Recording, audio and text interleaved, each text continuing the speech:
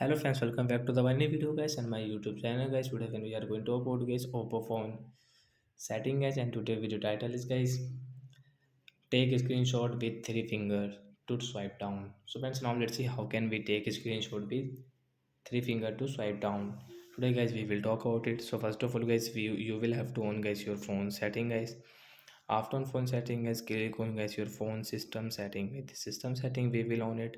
Then guys you can see guys your phone this type of setting. Friends, you can see gesture setting guys, tap here, swipe down with three finger to take a screenshot. So guys, first of all we will on from here this setting, and friends, now let's see how can we use this swipe down to take a screenshot. So guys, use your three finger and guys swipe down to take a screenshot.